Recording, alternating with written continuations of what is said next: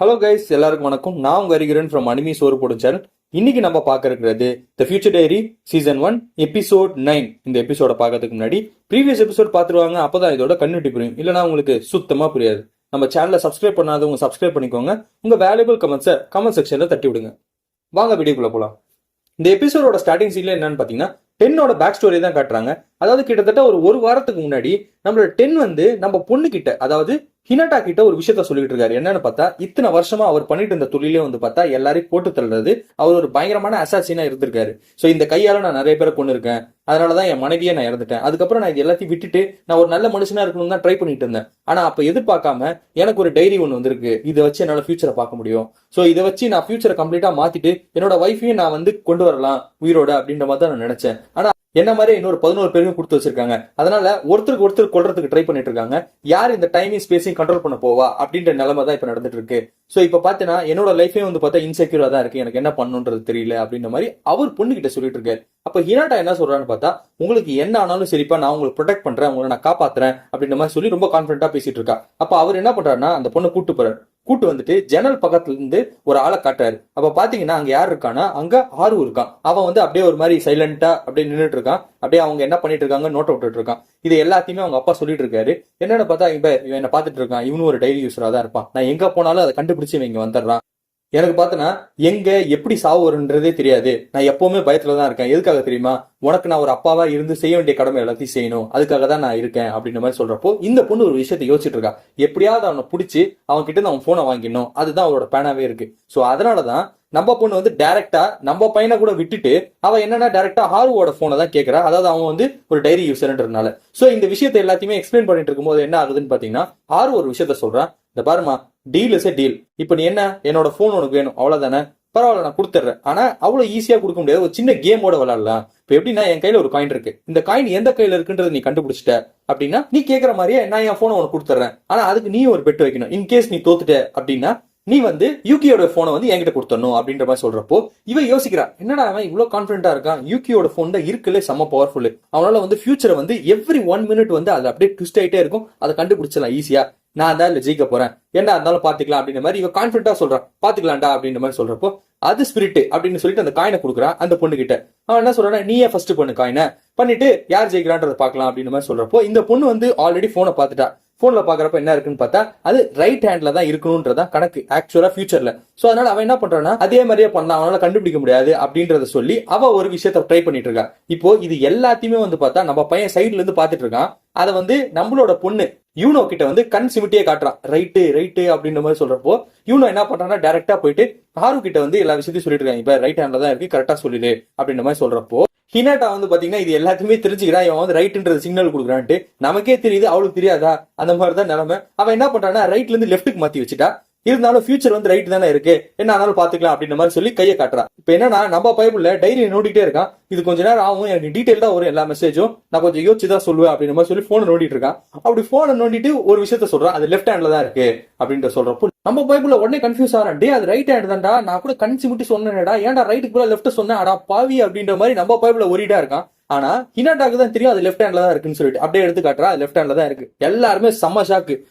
அதாவது ஃபியூச்சர் நடக்க போற விஷயத்தையே வந்து அவன் ரீடிஃபைன் பண்ற அளவுக்கு அவனோட டைரி செம்ம பவர்ஃபுல்லா இருக்குன்னு சொல்லிட்டு நம்ம பையன் அப்படியே அல்டிமேட்டா ஃபீல் பண்றான். டே நீ அல்டிமேட்டா அப்படின்ற மாதிரி சொல்லி பயங்கரமா இம்ப்ரெஸ் ஆறான். இப்ப என்னன்னா, இவனோட டர்னு, இவனும் அதே மாதிரி காயினை போட்டு கையை காட்டுறான், கண்டுபிடி பாப்போ அப்படின்ற மாதிரி சொல்றப்போ ஹினாட்டா வந்து யூகியோட டைரியை பார்த்துட்டா. அதுல பார்த்தப்போ அதுல என்ன சொல்லிருக்குன்னா, அது ரைட் ஹேண்ட்ல தான் இருக்கு அப்படின்றது சொன்னோன்னு நம்ம ஹினாட்டாக்கும் ஓகே கான்ஃபிடண்டா இருக்கா, ரைட் ஹேண்ட் தான்டா இது அப்படின்னு சொல்றப்போ இங்க ஆறு வந்து கண்டிப்பா ரைட் ஹேண்ட் தானே, 100% ஷியோர் தானேன்னு சொல்லிட்டு கையை காட்டுறான். பார்த்தா அது லெஃப்ட் ஹேண்ட்ல இருக்குது. பாரு சரியான ஒரு சீனு, நம்ம பைபிள்ல வேற லெவல் அப்படி இம்ப்ரெஸ் ஆயிட்டான் நம்மளோட யூகி. ஏய் சூப்பர்ரா, அல்டிமேட்ரா நீ அப்படின்ற மாதிரி. நம்ம பொண்ணுக்கு பாத்தீங்கன்னா சரியான ஒரு டவுட் இருக்கு. என்னன்னு பார்த்தா, ஃபியூச்சர் சேஞ்ச் ஆகுது. ஆனா சேஞ்ச் ஆகும்போது அவங்க போன்ல வந்து அந்த மெசேஜ் கான்வர்சேஷன் எல்லாமே சேஞ்ச் ஆகணும். அவன் போன்ல இருந்து ஒரு சவுண்டுமே வரல, ஏதோ இங்க தப்பு நடக்குது அப்படின்றத நம்மளோட பொண்ணு யூனோ வந்து உணர்றான். இப்ப என்னன்னு பார்த்தா, இவங்க சொன்ன டீல் என்ன, போனை திருப்பி கொடுக்கறதா. ஆனா போனுக்கு பதிலாக அவன் என்ன பண்றான்னா, ஹினாட்டா நம்மளோட பையனை அமுச்சு விட்டுறான். டீல் இஸ் டீலு, நான் இவனை அமுச்சு விட்டுறேன், நெக்ஸ்ட் ரவுண்டுக்கு போவோம், நெக்ஸ்ட் ரவுண்ட்ல யார் ஜெயிக்கிறாங்களோ அவங்களுக்கு போன் எக்ஸ்சேஞ்ச் பண்ணிக்கலாம் அப்படின்ற மாதிரி பிளான் பண்றான். அதே மாதிரி நம்ம பைப்லயும் இங்க வரான். அவன் ஆல்ரெடி சரியான இம்ப்ரெஸ், தலைவா நீ கிரேட் தலைவா, வேற லெவலுக்கு பண்ற, நீ என் போனை விட உன் போன் வேற லெவல் அல்டிமேட்டரா அப்படின்ற மாதிரி பேசிட்டு இருக்கான். நம்ம பொண்ணு என்ன பண்றான்னா கையில கத்தி எடுத்துட்டு அப்படியே மூஞ்சிக்கிட்ட எடுத்து வந்து வைக்கிறா. யாருன்னா ஹாரு கிட்ட. என்ன கேக்குறான்னா, உன்கிட்ட எனக்கு ஒரு இம்பார்ட்டன்டான ஒரு கொஸ்டின் கேட்க வேண்டியது இருக்குது, உன்னோட நம்பர் என்னன்னு சொல்லு அப்படின்ற மாதிரி சொல்றப்போ இவன் அப்படியே பிளாங்கா நிக்கிறான். என்னடி பண்ற, அவன் ஏதோ வெட்டி போட்டுறாதடி, அவன் தான் நமக்கு ஹெல்ப் அப்படின்ற மாதிரி சொல்றப்போ இல்ல இது வேற ஏதோ விஷயம் சொல்லி அவன் போனை எடுத்து பாக்குறான். போன்ல ஒரு விஷயமும் இல்ல, அப்படியே நோட் வந்து அப்படியே எம்டியா இருக்கு. இவன் டைரி யூஸரே கிடையாது, இவன் கதை விட்டு இருக்கான் அப்படின்ற மாதிரி சொல்றான். அப்போ நம்ம பைபிள் ஆறு என்ன சொல்றானா, நானா சொன்னா உங்ககிட்ட டைரி வச்சிருக்கேன்ட்டு நீங்களா ஒரு முடிவு பண்ணிட்டீங்க, சரி ஃப்ளோல போட்டுமே சொல்லிட்டு நானும் விட்டுட்டேன் அப்படின்ற மாதிரி சொல்றான். இந்த பேர் நீ பேசிட்டு இருக்கிறது எதுவுமே சரி கிடையாது, உன்னை போட்டு தள்ள போறான்டா மவனே அப்படின்ற மாதிரி சொல்லி குத்துறதுக்கு வரா. அப்படியே என்ன பண்ணானா அவன் அசால்ட்டா அந்த பொண்ணை டேக்கிள் பண்ணிட்டு கையில இருந்து கத்திய உருவிடுறான். அப்போ அவன் ஒரு விஷயத்த சொல்றான், என்னன்னா இங்க பாருங்க, உங்களுக்கு நான் ரொம்ப இம்பார்ட்டன்டா தேவை, உன்னோட போன் இங்க வரணும், அதுதான் இங்க விஷயமே. சோ அதனால நான் சொல்ற மாதிரி கேளு, நான் உங்களுக்கு கண்டிப்பா ஹெல்ப் பண்றேன் அப்படின்ற மாதிரி சொல்றப்போ இங்க என்னதான் ஆனாலும் ஹினாட்டாக்கு வந்து இந்த பையன் மேல ஆறு மேல செம்ம டவுட் இருக்கு. அவங்க கிட்ட டைரியே இல்லைனாலும் அவங்க அப்பாவை இவ்வளவு நாளா ஃபாலோ பண்ணிட்டு வந்தால, அதனால என்ன பண்றானா, இன்கேஸ் நீ வந்து டைரி யூஸரே இல்லைனாலும் பரவாயில்ல, நீ வந்து எங்க அப்பாவுக்கு அடிமையா தான் இருக்கணும் அப்படின்ற மாதிரி சொல்லி ஒரு பயங்கரமான ஒரு கோரிக்கை வைக்கிற. இவனும் சரி ஓகே அப்படின்ற மாதிரி சொல்லிட்டு நம்மளோட பொண்ணு கிட்ட ஒரு விஷயத்த சொல்றான். அதாவது யூனோ கிட்ட குசு குசு குசு குசுன்னு பேசுறான். இப்ப டாசிங் டர்ன் யாருக்கு போகுதுன்னு பாத்தீங்கன்னா ஹினாட்டாக்கு போகுது. ஹினாட்டா என்ன பண்றான்னா ஆல்ரெடி ஃபியூச்சரை பாத்துட்டா, அதனால அவன் என்ன பண்றான்னா ரைட் ஹேண்ட்ல தான் காயினை வச்சிருக்கா. ஆக்சுவல் ஃபியூச்சர்ல என்ன இருக்குன்னா ரைட் ஹேண்ட சொன்னா அது இன்கரெக்ட் ஆகணும், ஆனா ரைட் ஹேண்ட்ல தான் காயின் இருக்கு, அப்போ ஃபியூச்சர் கண்டிப்பா சேஞ்ச் ஆகும், காயின் இங்கிருந்து இங்க மாறிடும் அப்படின்றத ஹினாட்டாவோட ஐடியா. ஆனா இவங்க ரொம்ப கிளவரா ஒரு விஷயத்த பண்றாங்க. என்னன்னு பார்த்தா, நம்ம பையனோட காதை போய் பொத்திக்கோமா அப்படின்ற மாதிரி சொல்றப்போ அவன் என்ன பண்றான்னா நம்மளோட பொண்ணு யூனோ வந்து நம்ம பையனோட காதை பொத்திடுறா. அப்ப வந்து ரைட் ஹேண்ட பாரு அப்படின்னு சொல்றப்போ ரைட் ஹேண்ட திறந்தா ரைட் ஹேண்ட்ல காயின் இருக்கு, எப்படா கண்டுபிடிச்ச நீ அப்படின்ற மாதிரி ஹினாட்டா வந்து செம்ம ஷாக்கா இருக்கா. அப்ப என்ன சொல்றானா, காது திறமா அப்படின்னு சொல்றப்போ காதை திறந்துட்டு, இந்த பாரு நம்ம தோத்துட்டோம்டா, உன் டைரி அவங்களுக்கு தான் சொந்தமா, நீ விட்டுரு அப்படின்னு சொல்றப்போ ஏன்டா தோத்தீங்க அப்படின்ற மாதிரி நம்ம பைபிள் ஒரேடா கேட்கறான். நம்ம யூனோ என்ன பண்றானா ஒரே எத்துல அப்படியே அன்கான்சியஸ் ஆகி நம்ம பையன் அப்படியே கீழே ஊந்துறான். இப்ப கீழே ஊந்துறனால என்ன ஆயிடுச்சுன்னு பாத்தீங்கன்னா டைரியோட சீக்வன்ஸ் எல்லாமே அப்படியே சேஞ்ச் ஆகுது. இப்போ இந்த டைரியில இருக்கக்கூடிய 100% லூப் ஹோல் என்னன்னு பாத்தீங்கன்னா, அதாவது அவன் எது உண்மைன்னு நம்புறானோ அதுதான் நடக்கும். இப்போ ஃபார் எக்ஸாம்பிள் ஹினாட்டா வந்து ஒரு இடத்துல உழுது கிடத்தால கையே இல்லாம, சோ அதை வந்து உண்மைன்னு நம்பினால அது உண்மையா வந்துச்சு ஃபியூச்சர்ல. சோ அதுதான் சீக்வன்ஸே. சோ அவன் எது உண்மைன்னு நம்புறானோ அதுதான் வந்து உண்மையா இருக்க போகுது அப்படின்றதுக்காக தான் இவங்க அந்த பிளான் பண்ணி இது ஒரு எக்ஸிகியூஷன் பண்ணிருக்காங்க. வேற லெவல் சீக்வன்ஸ் அல்டிமேட்டா பண்ணிட்டானுங்க. இது எல்லாம் தெரிஞ்ச உடனே இவங்க சும்மா இருப்பாங்களா? ஹினாட்டாவோட ஃப்ரெண்ட் என்ன பண்றானா ஒரு கத்தி எடுத்துட்டு அப்படியே குத்துறதுக்கு வரா. அப்ப நம்ம பொண்ணு சும்மா இருப்பாள, அவளும் கத்தி எடுத்துட்டு அப்படியே குத்த வரா. அப்ப என்ன ஆகுதுன்னா ஹினாட்டாவோட ஃப்ரெண்ட் வயிற்றுலயே அப்படியே குத்திடுறா. சோ இப்ப பாத்தீங்கன்னா ஹினாட்டா வந்து செம்ம அப்செட்ல இருக்கா. என்ன சொல்லிட்டு இருக்கானா, எல்லாரும் சேர்ந்து எங்க அப்பாவுக்கு நாள் குடிச்சிட்டீங்க, இப்ப என்னன்னா என்னோட உயிர் தொழியா இருக்க இவளையும் நீங்க கொல்லணும்னு முடிவு பண்ணிட்டீங்க, உங்களுக்கு நான் என்னதான் பாவம் செஞ்சேன், ஏன் எல்லாரும் இப்படி பண்ணிட்டு இருக்கீங்க அப்படின்ற மாதிரி அவங்ககிட்ட சொல்லிட்டு இருக்கா. நம்ம பைபிள்ல இல்லமா அந்த மாதிரிலாம் ஒரு விஷயம் கிடையாது, இப்படிலாம் நீ நினைச்சுக்காத தப்பா அப்படின்ற மாதிரி சொல்லி அவளை கன்வின்ஸ் பண்ண ட்ரை பண்றான். அப்ப ஆறு என்ன சொல்றானா, நீ என்ன சொன்னாலும் அவ கேட்கற மாதிரி இல்ல, நீ வா கிளம்பலாம் மூடிட்டு வா அப்படின்ற மாதிரி சொல்லிட்டு அவனை கூட்டு போறான். இவங்க 4 பேர் அங்கிருந்து போறாங்க. இவங்க 4 பேரும் ஈஸியா போட்டுருவாள் ஹினாட்டா. அவன் என்ன பண்றான்னா இருக்கிற எல்லா நாய்களுக்கும் ஒரு ஆர்டர் போடுறான், இவங்களை கடிச்சு கொதறங்கடா அப்படின்ற மாதிரி சொல்லி இருக்கிற எல்லா டாகும் அப்படியே ஃபுல் ஃபோர்ஸ்ல வருது இவங்களை கடிக்கிறதுக்கு. இவங்க 4 பேர் ஓடிட்டு இருக்காங்க, என்ன பண்ணுன்னு தெரியல. பைபிள்ல போனை பார்த்துட்டே தான் போறான். அதுல ஒரு விஷயம் கொடுத்துருக்கு, எல்லா நாயும் சுத்து போட்டுரும், இவங்களை கடிச்சு கொதறிடும், இதுதான் ஆக போகுது அப்படின்ற மாதிரி தான் கொடுத்துருக்கு. ஆனா இந்த சீக்வன்ஸை சேஞ்ச் பண்ற விதமா என்ன பண்ணலான்றதா நம்ம பையன் யோசிச்சுட்டு இருக்கான். அப்படி யோசிக்கிறப்போ டிடெக்டிவ் சொன்ன ஒரு விஷயம் ஞாபகம் வருது. டிடெக்டிவ் என்ன சொல்லியிருக்காருன்னா, இந்த பாருப்பா நம்பர் 10 வந்து பாத்தீங்கன்னா பயங்கரமான சீரியல் கில்லர், யாரையுமே விட்டு வைக்க மாட்டான், எல்லாரையும் அப்படியே கொன்னு தீத்துருவான். அவங்க கிட்ட போய் டைரக்டாலாம் நம்ம டீலிங் எல்லாம் பேசிட்டு இருக்க முடியாது, அவனை கொல்லணும், அதுதான் ஒரே விஷயம். அப்படி இல்லைன்னா நம்மளோட போன் அவன்கிட்ட சரண்டர் பண்ணணும், இதுதான் சீக்வன்ஸா வச்சுக்கணும். நீ கூட பார்த்தல எல்லாரும் முன்னாடி அவன் கேட்டான்ல சரண்டர் பண்ண முடியுமா ஓனர்ஷிப்னு சொல்லி கான்செப்ட் இருக்கான்ட்டு, அதனால அவங்ககிட்ட போய் சரண்டர் பண்றதுதான் ஒரு சொல்யூஷனாவே இருக்கும் அப்படின்னு சொன்னது நம்ம பைபிளுக்கு அப்படியே மண்டல ரெஜிஸ்டர் ஆயிடுச்சு.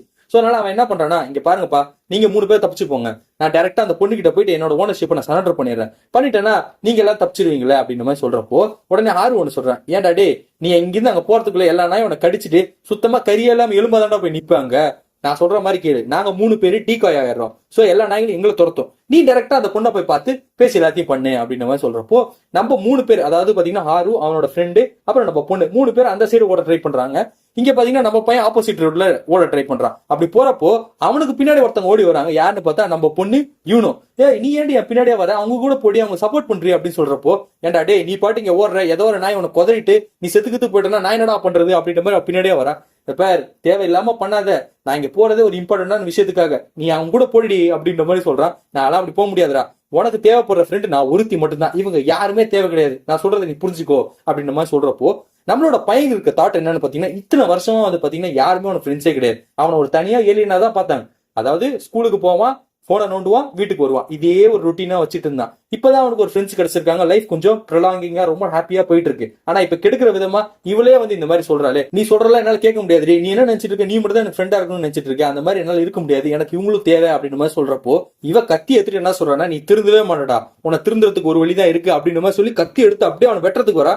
நம்ம பைபிள்ல முஞ்சிச்சு, வாயை பொத்திட்டு இருந்திருக்கணும், தேவையில்லாம பேசிட்டேன், செத்தடா மவனே அப்படின்ற மாதிரி சொல்லி காதையும் தலையும் பொத்திட்டு அப்படியே நிக்கிறான். உடனே நம்ம பொண்ணு அப்படியே குத்துறா. யாருன்னு பார்த்தா ஒரு நாயை குத்தி அப்படியே கீழே இருக்கிறா. நான் ஒருத்தியே போதும் உனக்கு, இவங்க எல்லாம் யாருமே தேவையே இல்லை அப்படின்ற மாதிரி சொல்றான். அட சனியை முடிச்சவளே, உன்னை வச்சுக்கிட்டு எல்லாம் எதுவுமே பண்ண முடியலடி அப்படின்ற மாதிரி அங்க செம்ம ஃபீலிங் இருக்கா நம்ம பையன். இப்ப பாத்தீங்கன்னா இந்த 2 பசங்க ஓடினானுங்களே, அவனுக்கு ஒரு மலையில போய் ஏன் நின்றுட்டானுங்க. நான் எல்லாம் சுத்து போட்டுருச்சு. டேய் என்னடா கடிச்சு கடிச்சு குதிரையிட போகுது, அதெல்லாம் ஒண்ணு இல்ல, நான் சொல்ற மாதிரி செய் அப்படின்ற மாதிரி ஆறு ஒரு விஷயத்த சொல்லிட்டு இருக்கான் அவன் ஃப்ரெண்டு கிட்ட. சோ இந்த சீக்வன்ஸ் நடந்துட்டு இருக்கும்போது என்ன ஆகுதுன்னா, நம்ம பைப்ல செம்ம கான்பிடென்ட்டா இருக்கான். நான் அந்த பொண்ணு கிட்ட போய் எல்லா விஷயத்தையும் சொல்ல போறேன், அந்த பொண்ணை நான் கன்வின்ஸ் பண்ண போறேன், என்னோட ஓனர்ஷிப்பை சரண்டர் பண்ணி இந்த விஷயத்தை இப்பயோட முடிக்க போறேன் அப்படின்ற மாதிரி சொல்லி அவன் வேகமா ஓடுறான். இப்ப அவனுக்கு முன்னாடி நம்ம பொண்ணு ஓடுறதுக்கு ட்ரை பண்றா. இது எல்லாத்தையுமே வந்து பாத்தீங்கன்னா ஹினாட்டா பாத்துக்கிட்டே இருக்கா. அவளுக்கு புரிஞ்சிச்சு, ஓகே இவங்க வராங்க நம்மள அட்டாக் பண்ணதான்னு சொல்லிட்டு நாய் எல்லாத்தையும் கூப்பிடா. ஏ டாக்ஸ் எல்லாரும் வாங்கடா அப்படின்ற மாதிரி சொல்றப்போ எல்லா டாக்ஸ் அப்படியே கிளம்பி வருது இந்த இடத்துக்கு. உடனே நம்ம பொண்ணு சரியான வேகமா ஓடி போய் ஹினாட்டா கழுத்துலயே வந்து கத்திய வச்சுட்டா.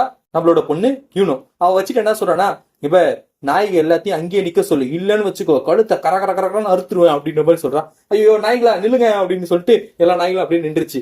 நம்ம பைப்ல ஒரு விஷயத்த சொல்றாங்க, இப்ப அதான் நாயெல்லாம் நின்றுச்சுல, நீ எதுவும் பண்ணாத, அப்படியே சைலண்டா விடு அவளை அப்படின்ற மாதிரி சொல்றான். அவளெல்லாம் விட முடியாது, அப்படி அவளை விட்டனா ஏகப்பட்ட பிரச்சனை வரும். நீ இப்ப என்னன்னா ஃப்ரெண்டுனுவ, கொஞ்ச நேரத்துல டேட் போவ, அப்புறம் அவளை கல்யாணம் பண்ணுவ, குழந்தை பெத்துப்ப, நான்லாம் வந்து என்ன பண்றது, பைத்தியக்காரியா நானு, இவளை இங்கேயே போட்டு தள்ளிட்டேன்னா நீ எனக்கு பார்ட்னர் ஆயிடுவ, அதுக்கப்புறம் நம்ம லைஃப் செம்மையா இருக்கும் அப்படின்ற மாதிரி சொல்றா. இவன் சொல்றாங்க, இப்ப தேவையில்லாம பண்ணாத, அது வேற விஷயம், நம்ம தனியா போய் பேசலாம், இப்ப அவளை எதுவும் பண்ணாம விடு அப்படின்ற மாதிரி சொல்றான். இப்ப உனக்கு நான் மட்டும் தான் ஃப்ரெண்டா இருக்கணும், வேற யாருமே ஃப்ரெண்டா இருக்க கூடாது, அது யாரா இருந்தாலும் சரி எவனா இருந்தாலும் சரி வெட்டாம விட மாட்டேன் அப்படின்ற மாதிரி சொல்லிட்டு இருக்கா. ஏய் நீ ஃபர்ஸ்ட் எனக்கு ஃப்ரெண்டே கிடையாதுடி அப்படின்ற மாதிரி சொல்றப்போ நம்ம பொண்ணு அழுவுறா. ஏன்டா இப்படி சொல்ற, என்ன ஃப்ரெண்ட் இல்லைன்றியாடா அப்படின்ற மாதிரி சொல்லி பயங்கரமா அழுவுறா. அப்ப நம்ம பையன் சொல்றான், நான் ஃபுல்லா முடிச்சிடுறேன் இரு. ஹினாட்டா, ஆரு டே உடனே தான்டா, நான் ஒரு இம்பார்ட்டன்டான பர்சன் உங்க எல்லாருக்கும் இன்ட்ரடியூஸ் பண்ணணும்னு நினைக்கிறேன். அது யாருன்னு பாத்தீங்கன்னா யூனோ தான், யூனோ என்னோட கேர்ள் ஃப்ரெண்ட் அப்படின்றத சொல்றான். அவ்வளவுதான், நம்ம பொண்ணு யூனோக்கு வந்து அப்படியே ஐஸ் கட்டி எடுத்து வந்து உடம்பு எல்லாத்தையும் போட்டா எந்த அளவுக்கு ஒரு ஃப்ரீசிங் இருக்கும் அந்த மாதிரி ஒரு நிலைமை. லவ்வர்ன்னு சொல்லிட்டான்டா, ப்ரொப்போஸ் பண்ணிட்டான்டா எல்லாரும் முன்னாடின்னு சொல்லிட்டு செம்மையாயிட்டா. அவ அப்படியே கத்தி எடுத்துட்டா. அவளுக்கு என்ன பண்ணுன்னே தெரியல, அப்படியே ஒரு மாதிரி நிக்கிறா. நம்ம பையனுக்கு தான் தெரியும் அதோட கான்சிக்வன்சஸ். இது வரைக்கும் ஃப்ரெண்டா சுத்திட்டு இருந்தா, இப்ப லவ்வர் வேற சொல்லிட்டான், இதுக்கப்புறம் என்ன பண்ண போறான்னு தெரியலன்னு சொல்லிட்டு நம்ம பையனுக்கு தலையே வெடிக்கிற மாதிரி. அப்பதான் ஹினாட்டா வந்து ஒரு விஷயத்த சொல்றா, டே நான் உன்னை வந்து பயங்கரமா டார்ச்சர் பண்ணேன், உன்னை கொல்றதுக்கும் ட்ரை பண்ணேன், ஆனா நீ ஏன்டா என்ன வந்து காப்பாத்தணும்னு நினைக்கிற அப்படின்னு மாதிரி சொல்றப்போ, இப்ப எதுவுமே நீ பர்பஸ்ஃபுல்லா செய்யல, அது ஏதோ அன்எக்ஸ்பெக்டடா நடந்துச்சு, அதெல்லாம் மனசுல வச்சுக்காத, விட்டுரு, நம்ம ஃப்ரெண்ட்ஸாவே இருப்போம் அப்படின்ற மாதிரி சொல்றான். இதெல்லாம் கேட்டு அவளுக்கே ரொம்ப கில்ட்டியா இருக்கு. சே நம்ம பண்ணதான் தப்பு அப்படின்ற மாதிரி சொல்றப்போ அங்க இருக்கக்கூடிய நாய்கள் இருந்து ஒரு மைக்ரோஃபோன் மூலமா அவங்க அப்பா பேசுறாரு, அதாவது 10 பேசுறாரு. அவர் என்ன சொல்லிட்டு இருக்காருன்னா, இந்த பாருமா நான் தாமா உன்னை இந்த விஷயத்துக்குள்ள எடுத்துட்டு வந்தேன், உன்னோட கேரக்டரே நான் வந்து ஸ்பாயில் பண்ணதே நான் தான், ஒன் சொன்னது கரெக்ட் தான், அவன் சொன்ன மாதிரியே நீ நடந்துக்கோ, அவன் ரொம்ப நல்ல பையன், அவன் மட்டும் இல்ல அவனோட ஃப்ரெண்ட்ஸ் எல்லாமே ரொம்ப நல்லவங்க, அவங்க கூடயே வந்து நீ பயங்கரமா ரிலேஷன்ஷிப்ல இருந்து நல்லபடியா வாழு அப்படின்ற மாதிரி சொல்லிட்டு இருக்கான். 10 ஒரு விஷயத்த சொல்றாரு, என்னன்னு பார்த்தா, இவ்வளவு நாளா வந்து பாத்தீங்கன்னா நான் நிறைய கர்மா பண்ணிருக்கேன், எத்தனையோ பேரை கொண்டு இருக்கேன், பயங்கரமா நாஸ்தி பண்ணிருக்கேன், ஆனா இது எல்லாமே திருந்தி நான் நல்லவனா வாழணும்னு நினைக்கிறப்பதான் அந்த கர்மா எல்லாம் எனக்கு பின்னாடி துரத்திட்டு வந்து என்ன கொல்றதுக்கு இப்ப ரெடியா இருக்கு. என்ன 4 நான் சொல்றது கரெக்ட் தானே அப்படின்ற மாதிரி சொல்றான். பின்னாடி நம்ம 4 வந்து பார்த்தா கண்ணு வச்சு நிக்கிறான், அப்படியே டபால் அவனை சொல்றான். அங்கேயே அந்த ஆள் இறந்து போறான் 10.